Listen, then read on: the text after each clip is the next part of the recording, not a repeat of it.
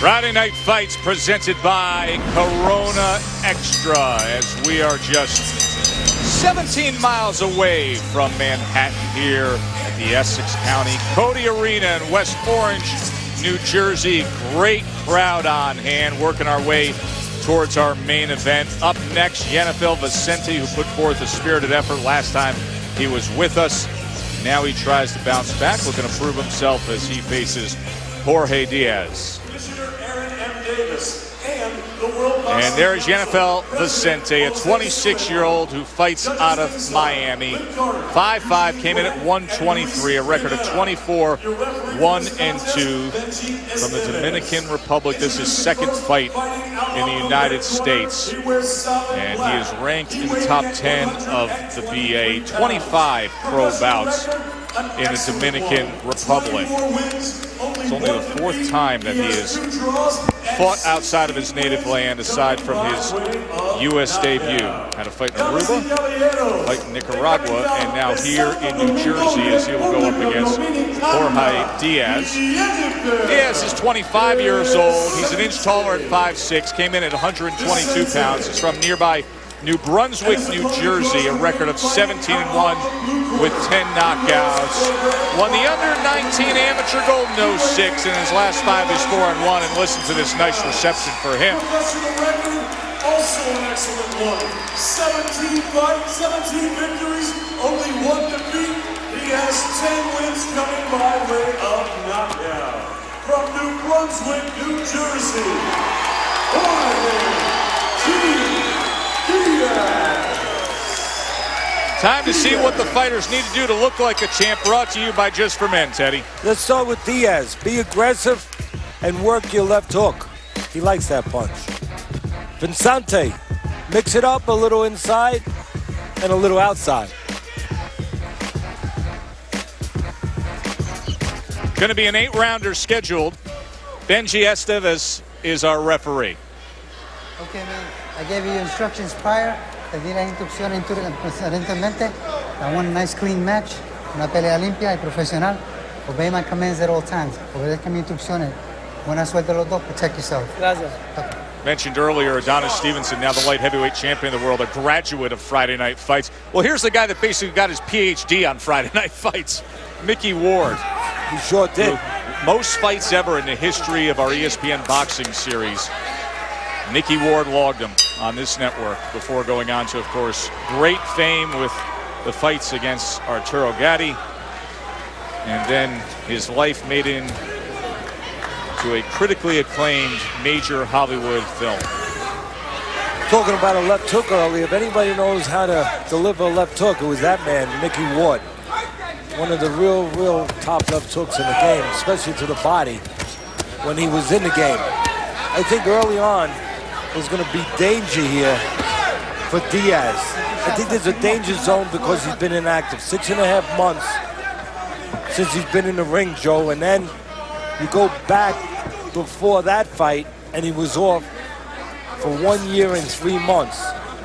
I really think that inactivity could hurt a fighter early in a fight while they're trying to get the rust off if the opponent is coming after them and pressing them. And it looks like Diaz is being pressed a little bit by Vicente early. And if Vicente did his homework, or if his corner did their homework, and they know what I know, that Diaz has been inactive, I think they push him out of the chute a little quick, trying to catch him a little cold. And he just, you know what, it looks like the idea is the right idea. I think Mickey Ward, Herman Casedo, and Richard Hill did their homework because they're charged. Yenifel Vicente is off to a good start here, just halfway through round 1. Diaz tries to steady himself, comes back with a left hand to the body, and now some work on the inside. There's a right uppercut that was just a glancing blow from Vicente.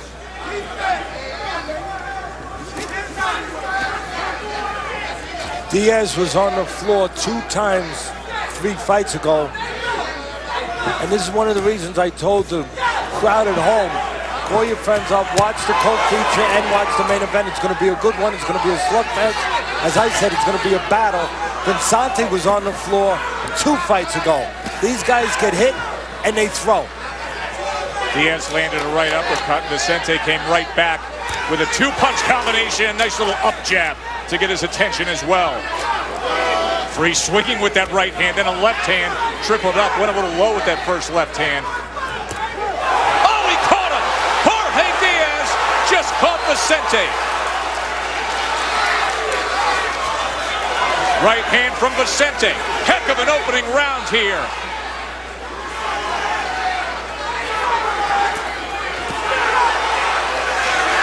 Diaz now free to swing away. Vicente comes back and meets him with a right hand with his back against the ropes. Well, Diaz is going to give you plenty of windows of opportunity with those wide punches. Windows to punch inside those wide shots. As I told the fans at home, and I don't say it all the time, when I say it, I mean it.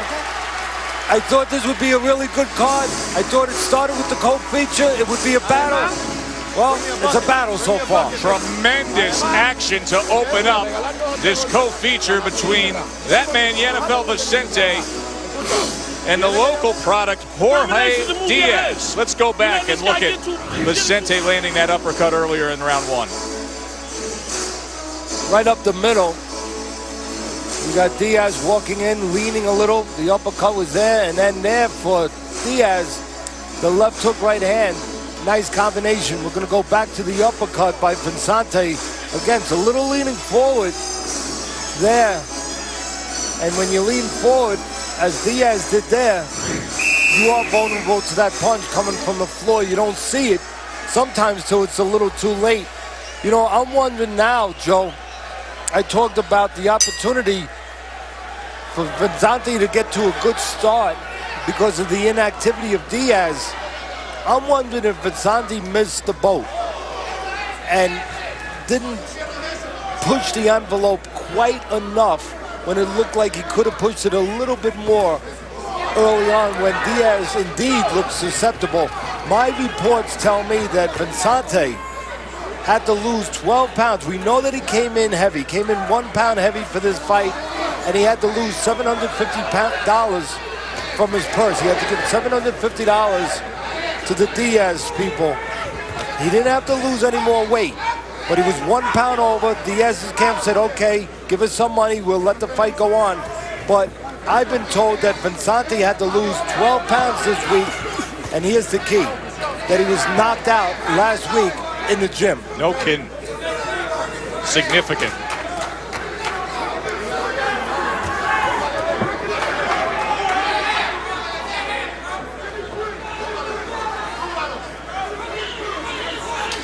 Settling into a more measured pace here in round two.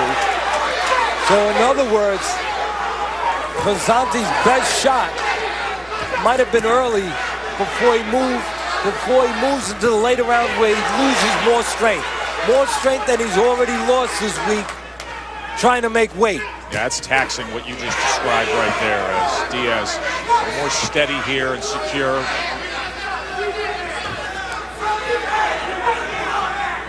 But you know Vicente's a fighter. Both these guys, tough guys. Vicente, a fighter. 15 brothers and sisters. Well, you learn how to fight at that dinner table. 8 boys, 7 girls, the family that he comes from. Vicente has had some bad aim in a couple of fights with low blows.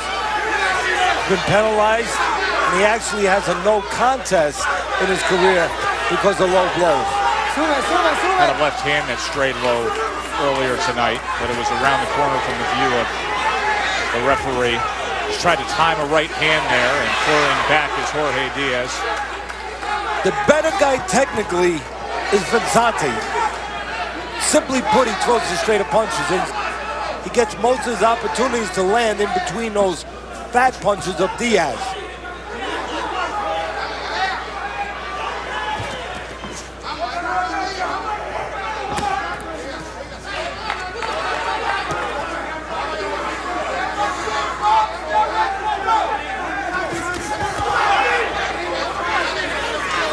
Scoring on the inside again and then getting out of trouble. As Vicente and Diaz coming to the end of round number 2, scheduled for 8. Stay with us. Next week, we have junior lightweights in our main event. Fasi Sakaririn is going to challenge Francis Bartholomew and see if he can hand him the first loss of his career. Bartholomew, 18-0 with 11 knockouts. That's an IBF eliminator. Try to land that #1 position at 130 pounds. That's next week, but we have good action right in front of us this week with our co-feature and then a much-anticipated main event as Vicente has come out and just charging right out against Diaz here to open up this third round. Suéltalo, suéltalo, suéltalo. The idea is good, but the direction bad by Vicente. I think he should be going to the body. You got a guy in Diaz who, when you charged him, he used his legs a little bit, moved a little bit, saw the punches coming a little bit. So you know he's not going to be an easy target. Go to the body, that doesn't move. Then find the head. Suéltalo, suéltalo. Watch the shots behind the head, okay? If comfortable turf, familiar turf, plays into the outcome of the fight, Diaz will have an edge. Most of his fights right here in his home state of New Jersey, while Vicente, most of his fights far away. Dominican Republic, this is his second time fighting in the U.S. Matter of fact, Joe, if you need to know anything about how much Vicente likes fighting in the Dominican Republic versus the U.S., he's 24-0-2 fighting in the Dominican Republic, and he's 0-1 in the United States. And now life on the road here in Diaz's backyard.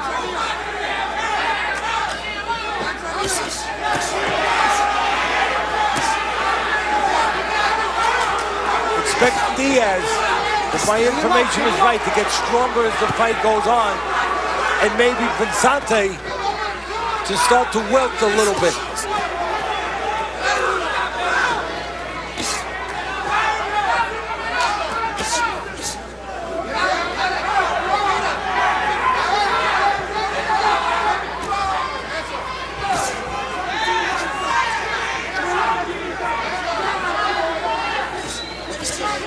Right now, Vicente has to think a little bit about going to the body and cutting the ring a little bit. Diaz giving him a little bit of leg movement. The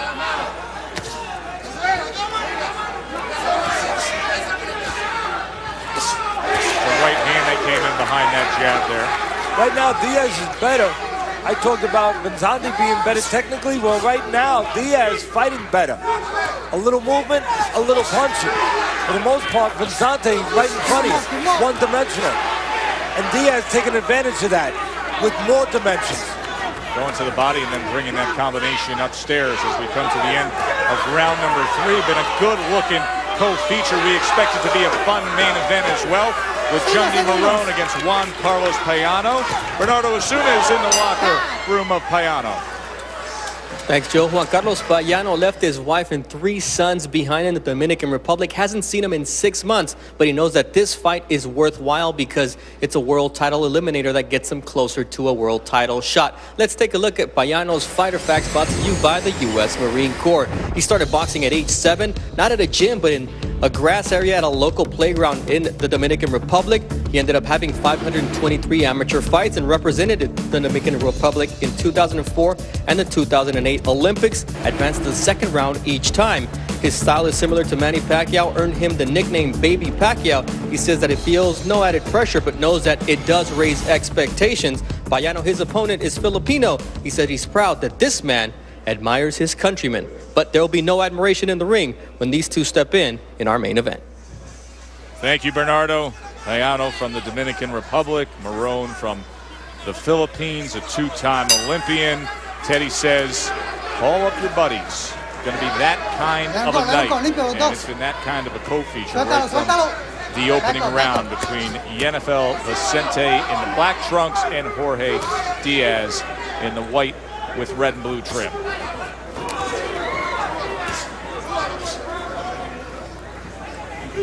Here's a good story. It's kind of a fun story about the genesis of Vicente. Starting in the Dominican Republic, he was 10 years old. He said his mother had told him he couldn't box, and he went to the gym anyway. He told the coach to put the gloves on him so he could box. But the coach said, well, first you have to get permission from your parents. And he told the coach, he said, well, my mother said I can't box. So the coach said, Watch well, the head, watch then the you have to head. leave. So he convinced the coach before he left to put the gloves on to box for a minute. He put them on, and he dropped 2 kids in the gym. The coach immediately put him in his car, drove home to his mother, and talked the mother into letting him box. We'll get your mother to approve of this.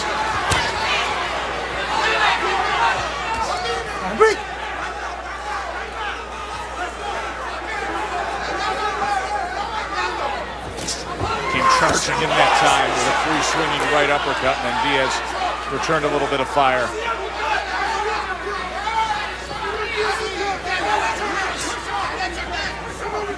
Looking to line up that right hand again. And he does! With huge power! Incredible shot that time by Vicente. 6, 7, 8. A lot of time left. A lot of time left.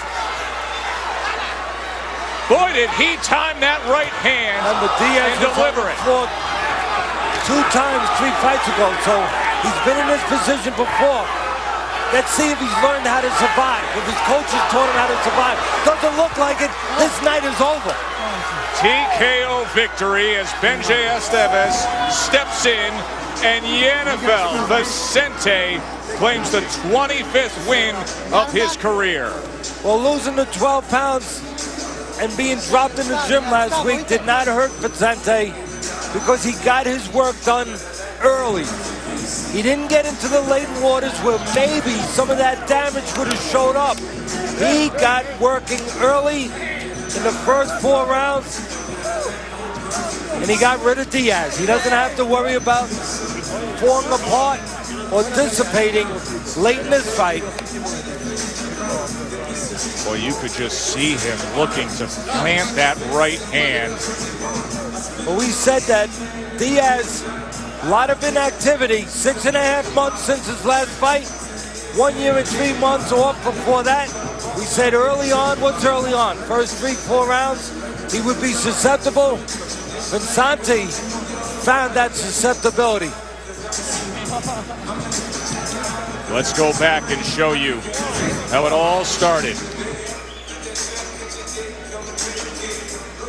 Look at that left leg just give way as Diaz comes crumbling after that right uppercut. Well, just too slow to deliver his punch, standing in front too long. Diaz reaching in with the right hand and then too slow throwing the left hook. Watch here. Reaching in with the right hand, then he's going to throw a left hook right from the middle where he was exposed to that right uppercut. I always like to tell fighters, you're going to throw a left hook, don't throw it from the middle. Slip your head a little bit to the left where you're outside the right hand. He threw the left hook from the middle. He was there a little long. He gave Vicente a little distance to size him up. You see how Vicente had a little room and distance to see him and time to nail him. Let's go and show you the end of the fight when he had him up against the ropes there and the referee had seen enough. This is where you just have to grab. I mean, and you didn't grab, he tried to move. He's half out on his feet, now he's fully out on his feet. Again, he doesn't grab, doesn't tie it up. Vicente allows Vicente to keep moving those hands. Vicente knows that he's in real bad damage. He's really badly damaged, I should say. So he's going to keep winging. The only way you're going to survive there is to stop Vicente from punching to grab him. Diaz did not do that. David Diamante has the official particulars.